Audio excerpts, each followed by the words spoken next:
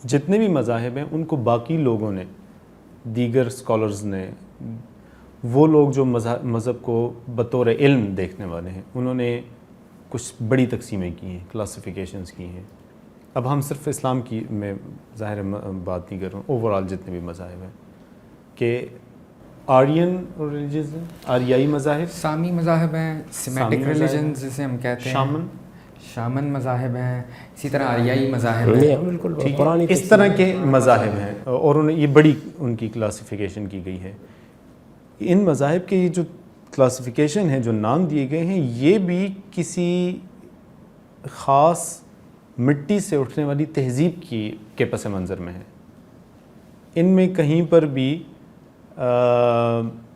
وہ والا سلسلہ نہیں ہے جو ہمارے ہاں کہا جاتا ہے کہ یہ خدا کی طرف سے ہے، اور یہ یعنی ان کا تعلق، مذہب کا تعلق براہ راست خدا کے ساتھ تعلق جوڑنے کے بجائے مٹی، تہذیب، روایت، ثقافت، کلچر اس کے ساتھ جوڑا گیا ہے۔ آپ مذہب کو اس طرح کی کسی تناظر میں دیکھتے ہیں، نہیں دیکھتے، یا آپ کے ہاں مذہب کی ایک عمومی تعبیر کیا ہوگی؟ جب میں مذہب کے لفظ کو کسی خاص پس منظر سے اٹھا دوں گا تو میں بھی ایسے ہی دیکھوں گا جیسے آپ نے بیان کیا، میں مجبور ہوں ایسے ہی دیکھوں گا، اس وجہ سے کہ میرے سامنے پھر وہ آثار ہیں نا پھیلے ہوئے، وہ مختلف تہذیبوں سے اٹھے ہوئے ہوں گے، ان کی روایات ہوں گی، ان پر تہذیبوں کے رنگ چڑھے ہوئے ہوں گے۔ جب میں یہاں سے دیکھوں گا، میں نے یہ عرض کیا تھا کہ میں ایک اور جگہ سے اپروچ کروں گا، جب میں اس جگہ کھڑا ہو جاؤں گا تو میں بھی مجبور ہوں کو ویسے ہی دیکھوں، لیکن میرے نزدیک یہ اپروچ ہی صحیح نہیں ہے۔ میرے نزدیک پہلا مسئلہ جو ہونا چاہیے وہ یہ ہے کہ جب یہ کہا جا رہا ہے کہ یہ کوئی مذہب ہے تو طے کر لینا چاہیے کہ کیا یہ فلسفے کے معنی میں بولا جا رہا ہے لفظ،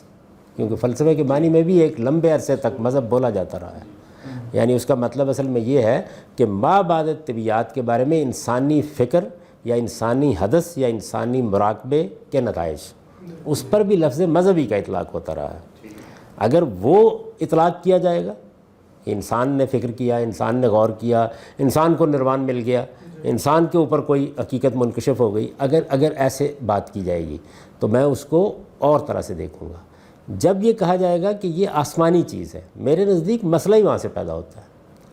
یعنی جو آپ نے بیان فرمایا نا کہ اس کو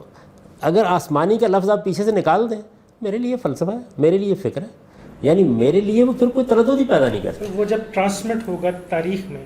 تو وہ مجرد تو نہیں آ رہا ہوگا، اس کے ساتھ بہت ساری چیزیں ہوں گی، تہذیبی چیزیں، بالکل ایسے ہی ہوگا، اسے پورے اس فریم میں دیکھنا، بالکل ایسے ہی ہم دیکھیں گے۔ جب ہم کنٹینٹ پر جائیں گے تو ایسے ہی دیکھیں گے، یعنی سائنسی طریقہ یہی ہے دیکھنے کا کسی چیز کو۔ میں تو اس وقت یہ گزارش کر رہا ہوں کہ جب ہم مذہب کہتے ہیں تو پہلے مرحلے میں یہ فرق کر لیں کہ ہم یہ لفظ کس معنی میں بول رہے ہیں، اس کے پیچھے سے آسمانی نکال دیں تو پھر اس کے بعد خواہ اس کو آپ مذہب کہیں خواہ کوئی اور نام دیں، یہ پھر دنیا کی چیز ہے۔ اور جب اس کا مصدر انسان ہے، یعنی جس نے فکر کر کے، غور کر کے، اچانک کوئی چیز اس پر منکشف ہو گئی، ایک نظام فکر بنا دیا ہے، تو اس کو ایسے ہی دیکھا جائے گا جس طرح کانٹ کے فلسفے کو دیکھا جاتا ہے۔ مذاہب تو سارے آسمانی ہوں گے نا، یعنی گریک میتھولوجی میں بھی آسمانی دیوتا تو تھے۔ اسی لیے میں نے کہا تھا کہ اگر کسی دیومالا کے پیچھے آسمانی استدلال ہوگا، یعنی یہ بتایا گیا، یہ آیا، تو پھر مذہب تبھی بولا جائے گا۔ اگر آپ نے مذہب کو اس سے نیچے آ کے کسی اور معنی میں بول دیا تو وہ میرے خیال میں ہمارا موضوع نہیں بنتا، کیونکہ وہ ایسے ہی ہے کہ جس طریقے سے آپ کسی فلسفے کو بیان کریں، وہ کوئی بھی آئیڈیالوجی ہے، وہ کوئی بھی آئیڈیالوجی ہو سکتی ہے۔ وہ دیکھیں نا، مارکسزم بھی اس لحاظ سے ایک مذہب ہے، فاشزم بھی اس لحاظ سے ایک مذہب ہے، آپ لبرلزم کو بھی آپ کہہ سکتے ہیں کہ وہ بھی اس لحاظ سے ایک مذہب ہے۔ تو ایک ہے مذہب کا یہ توسیع استعمال مولانا وحید الدین خان صاحب کے الفاظ میں، تو توسیع مفہوم تو آپ جس چیز میں چاہے داخل کر دیں، لیکن جس وقت مذہب میرے آپ کے لیے پرابلم بنتا ہے وہ اصل میں آسمانی صنعت کی وجہ سے بنتا ہے، ورنہ فرق کیا پڑتا ہے اس سے؟ بھائی میرے سامنے ایک فلسفہ پڑا ہوا ہے، کانٹ کا فلسفہ، بدھ کا مذہب، دونوں میں فرق کیا پڑتا ہے؟ فرق اسی آسمانی سے پڑ رہا ہے۔ ایک آدمی یہ کہتا ہے، یا ایک قوم یہ کہتی ہے، یا ایک روایت یہ کہتی ہے کہ یہ چیز آسمان سے آئی ہے، تو میں تو مذہب کا لفظ وہاں پہ پسند کروں گا بولنا، یعنی میں ان اہل علم کی نفی نہیں کر رہا جو اس سب چیزوں پر مذہب کا لفظ بولتے ہیں، بول لیں، لیکن وہ میرے لیے کنسرن کا موضوع کب بنتا ہے؟ جب اس کے پیچھے کوئی ماورائے طبیعت چیز آ جاتی ہے۔ جب وہ طبیعت کی دنیا کے اندر موجود ہے تو وہ کوئی بھی چیز ہو سکتی ہے، اس پر بھی بحث کی جا سکتی ہے، صحیح ہے یا غلط ہے، تب بنے گا نا۔ اس میں نے یہ کہا تھا کہ پہلا سوال جو میرے نزدیک صحیح ترتیب سے ہونا چاہیے وہ اس کا استناد ہے۔ یہاں مجھے میتھڈولوجیکل اعتراض ہے سر۔ ہم نے پہلے جو بات کی تھی وہاں ہم نے بات شروع کی ہے کہ ہم نتائج کو دیکھیں گے، ان بنائے استدلال پہ ہم نتائج کو پرکھیں گے۔ اب ایک دم آپ یہ کہہ رہے ہیں کہ نہیں، نتائج کی بجائے ہم سند کو دیکھیں گے، تو یہ ہماری میتھڈولوجی میں فرق نہیں آ رہا؟ نہیں، بالکل وہی، بالکل ایسے ہی ہے۔ ہم ابھی دیکھ کے نتیجہ نہیں نکال رہے، پہلے سب سے پہلے اس مسئلے کو حل کریں۔ سند سے نتیجہ نکالیں گے نا کہ سند ٹھیک ہے تو ہم ٹھیک مان لیں۔ کارل مارکس کی کتاب ڈاس کیپٹل گفتگو کا موضوع بن گئی مثال کے طور پر۔ اس میں سب سے پہلا سوال یہی ہے کہ اس کی کتاب ہے یا نہیں، پہلا سوال یہی ہے۔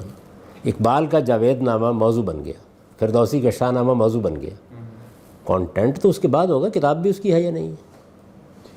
پہلا مسئلہ تو یہ ہو گیا نا۔ تو اس لیے یہ یوں نہیں ہے کہ ہم مذہب کے حق یا باطل ہونے کا فیصلہ کرنے جا رہے ہیں، وہ نہیں کرنے جا رہے ہیں۔ پہلے یہ ہے کہ وہ قابل اعتنائی کیوں ہوگا، اسی وقت ہوگا جب کہ وہ اپنے مصدر کے ساتھ اپنے تعلق کو اسی علمی معیار پر اسٹیبلش کر دیں۔ اب مذہب کو اگر ہم قابل اعتنا مان رہے ہیں یا اس کو اوتھینٹک یا ریئل مانتے ہیں تو ہم اس کو نہیں، اوتھینٹک اور ریئل تو ابھی ہم نے طے کرنا ہے،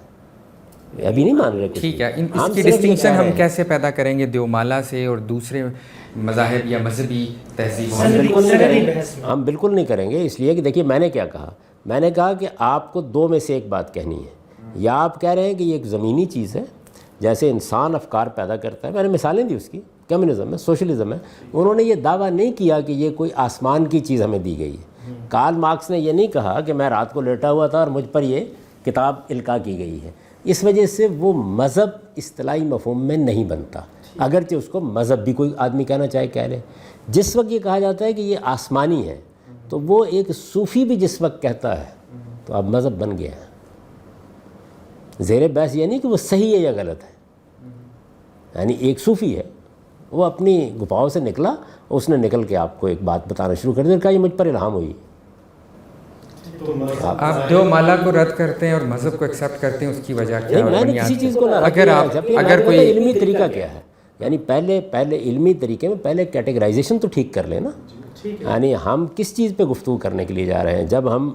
علم کیا ہے، علمی استدلال کیا ہوتا ہے، بنائے استدلال کیسے طے کی جاتی ہے، حق و باطل کا فیصلہ کرنے کے لیے ہمارے پاس ذرائع کیا ہیں، یہ بحث ہم کر چکے۔ اب سوال یہ ہے کہ ہم کسی موضوع میں داخل ہو رہے ہیں، آپ تھوڑی دیر مذہب کا لفظ نہ بولیں، اب وہ دیو مالا میں داخل ہو رہے ہیں، یہ کیا چیز ہے؟ یعنی معیارات تو وہی ہوں گے نا چیزوں کو قبول کرنے، تو پہلے یہ طے کرنا پڑے گا نا کہ دیو مالا کہتے کس کو ہیں۔ بھائی آپ کہہ دیں گے کہ ہمارے گاؤں کے اندر جو کہانی سنائی جاتی ہے وہ دیو مالا ہے، تو اس وجہ سے پہلے یہ طے کرنا پڑے گا کہ ہم مذہب کا لفظ کس پہ بولیں گے، یعنی کیا ہم لبرلزم پہ بول دیں گے، کیا الہاد پر بول دیں گے۔ مذہب کا لفظ جو ہے وہ ہمارے ہاں کب بولا جائے گا، اور بولا جانا چاہیے جب اس کے پیچھے آسمانی سند بیان کی جا رہی ہو۔ سند جھوٹی ہے، غلط ہے، یہ بھی موضوع نہیں۔ بیان کرنے والا کہتا ہے کہ یہ اس دنیا کی چیز نہیں ہے۔ ٹھیک ہے، تو مذاہب کی تقسیم اس طرح جغرافیائی اور علاقائی اعتبار سے کرنے کے بجائے اس کو مذہب کہنا بھی تبھی درست ہے جب وہ آسمان، ماورائیت، مابعد طبیعت، ورٹیکل ڈائمنشن ایک فلسفہ ہے جو اس طرح سائنٹیفک تو نہیں ہے، کوئی دیومالا ایسی چیز ہے توہمات پر مبنی، یہ ہم اپنے زاویے سے ہی لفظ بول رہے ہیں، دیکھیے ان کے زاویے سے وہ حقائق ہو سکتے ہیں۔ ہم نے جب اپروچ کرنا ہے تو ہمارے لیے کوئی چیز کیوں موضوع بن گئی، سوال یہ ہے۔ ایک سوال میں ایڈ کرنا چاہتا ہوں، میرے خیال میں یہ والی بات بڑی حد تک واضح ہو چکی ہے کہ مذہب کیا ہوگا۔ اس جڑا ایک چھوٹا سا، چونکہ میں جغرافیائی اور علاقائی حوالے سے بات کروں، کیا مذہب آسمانی ہونے کے باوجود بھی یا آسمانی ہونے کے بعد اگلے مرحلے میں وہ کسی خاص علاقے، جغرافیے یا تہذیب کی پرورش کرتا ہے، یا اس کے اندر اپنی پرورش کرتا ہے، یا اس سے ماوراء ہوتا ہے، یونیورسل ہوتا ہے؟ یہ تو کانٹینٹ پہ بحث ہو گئی نا۔ میں تو ابھی سے بہت پیچھے ہوں، میں تو کہتا ہوں میرا پہلا سوال یہ ہوگا کہ میں جس چیز پر بات کرنے کے لیے جا رہا ہوں وہ کوئی علاقائی ہے، وہ کوئی تاریخی ہے، وہ کسی خاص جگہ کی چیز ہے، جو کچھ بھی ہے وہ مذہب کب کہلائے گی؟ جب وہ کوئی آسمانی رشتہ پیدا کرے گی۔ ٹھیک ہے۔ وہ بے شک ایک خاص علاقے تو آپ چھوڑیے، ایک خاص پہاڑ پر بیٹھے ہوئے کوئی آدمی بات کر رہا ہے، لیکن وہ مذہب تو تبھی بنے گی نا، ورنہ وہ آپ اس کو کوئی اور نام دے لیں، جو بھی نام دینا چاہتے ہیں، وہ اس صورت میں بھی ایک علم ہوگا، اس کا بھی مطالعہ کرنا چاہیے۔ جڑی بوٹیوں کا علم ہے، اس کو مذہب نہیں کہہ سکتے، اگر ہم آگے مزید، حالانکہ اس میں بھی وہ ساری چیزیں پائی جاتی ہیں جو مذہبی لوگ بیان کرتے ہیں، لیکن وہ جڑی بوٹیوں کا علم ہی رہے۔ آپ کی بات کو میں دوبارہ روک رہا ہوں معذرت کے ساتھ، لیکن اگر ہم اپنی وہ بات کی طرف آنے کے لیے میں اس کو اس طریقے سے کہوں کہ یہاں تک تو بات سمجھ میں آ گئی، تو اگلا سوال میرے خیال میں جینوئنلی یہ اٹھتا ہے کہ پھر آپ کے نزدیک کون سے مذاہب ہیں اور کون سے مذاہب نہیں ہیں؟ ان کی تقسیم کس صورت میں ہے، کلاسیفیکیشن کیسے آپ کرتے ہیں ان کی؟ وہ بالکل وہی تقسیم ہے جو آپ نے بیان کی ہے، اس لیے کہ وہ ایک بالکل تجربے اور مشاہدے کی چیز ہے۔ یعنی ہند آریائی مذہب ہے یا سامی مذاہب ہے یا اس نوعیت کی جو دوسری تقسیمیں ماہرین نے کی ہیں، وہ اصل میں مشاہدے پر مبنی ہے، اس لیے کہ ایک مذہب اس سامی روایت کے اندر ہی پایا جاتا ہے، جیسے مثلا یہودیت کو، مسیحیت کو اور خود اسلام کو بھی۔ اسلام جس طرح کے لفظ بولا جا رہا ہے، یہ آگے میں بتاؤں گا کہ میں ایسے نہیں بولتا، لیکن جیسے بولے جا رہے ہیں یہ الفاظ، اس میں ظاہر ہے کہ ان کو سامی مذاہب کہا جاتا ہے۔ ہند آریائی مذاہب جو ان کو بھی ہم جانتے ہیں کہ وہ کون کون سے ہیں۔ تو مذاہب کی تقسیم میرے خیال میں اصل مسئلہ نہیں ہے، کہ اس میں تو میں کوئی اختلاف کیوں کروں گا، اس لیے کہ تو واضح سی چیز ہے۔ ایک مذہب یہاں پڑا ہوا ہے تو میں اس کو اٹھا کے کہیں اور تو نہیں لے جا سکتا نا، یا اس کی پیدائش مثال کے طور پر یونان میں ہوئی ہے یا روما میں ہوئی ہے، تو میں کیا یہ ثابت کر دوں گا کہ اس کی پیدائش اصل میں کسی دوسری جگہ ہوئی ہے؟ وہ تو واقعہ ہے۔ اپنے بعض اوقات مطالعہ کریں تو یہ باہم جڑے ہوئے ملتے ہیں، یعنی اس کا تذکرہ سبت حسن نے بھی اپنی کتاب میں کیا ہے، اور دوسرے بھی جو آرکیالوجسٹ ہیں یا انتھروپولوجسٹ ہیں اس کا تذکرہ کرتے ہیں کہ یہ ایک دوسرے سے متاثر چیزیں ہیں جو چین میں چلتی آ رہی ہیں۔ یہ بالکل یہ بھی ایک حقیقت ہے، کیونکہ دنیا کے اندر جیسے ہی کوئی چیز، یعنی ایک نو مولود جو ہے وہ آتا تو ماں کے پیٹ سے ہے، آتے ہی معاشرے کے سپرد ہو جاتا ہے، اب اس کے اوپر بے شمار اثرات پیدا ہونا شروع ہو جاتے ہیں، تو فلسفہ پیدا ہوگا، فکر پیدا ہوگا، جیسے ہی پیدا ہوگا اور دنیا میں آنکھیں کھولے گا تو گرد و پیش کا سارا ماحول اس پر اثر انداز ہونا شروع ہو جائے گا، اور اس کے نتیجے میں ربط و نظام بھی پیدا ہوگا، جڑے ہوئے بھی لگیں گے۔ اچھا آپ مذہب کی بات کرتے ہیں، میں کہتا ہوں آپ جتنے فلسفیانہ افکار ہیں، مثالیت پسندی کو لے لیں، آئیڈیلزم کو لے لیں، میٹیریلزم کو، سب جڑے ہوئے ہیں آپس میں۔ یعنی وہ ایک بنیادی بحث ہے شعور اور مادے کی، جس کی تقدیم تاخیر سے سب کے سب جڑے ہوئے ہیں۔ تو اس لیے کوئی علم بھی ایسے تو نہیں ہو سکتا نا، کیونکہ علم انسان کا علم ہے، جب انسان کا علم ہے تو وہ اپنی اقدار مشترکہ اور مشابہتیں لے گا لازمی طور پر۔ میں تو جو گزارش کر رہا ہوں وہ یہ ہے کہ آپ جب کہتے ہیں مذہب، تو اس میں پہلا سوال یہ پیدا ہو جائے گا کہ اب صرف وہ چیزیں زیر بحث آئیں گی جو اپنا ماخذ آسمان کو بتاتی ہیں۔ آسمان ایک تعبیر ہے جو ہم اختیار کر رہے ہیں، یعنی وہ اپنا ماخذ زمینی بتا دیں گی تو مذہب کے دائرے سے میرے نزدیک نکل جائیں گے۔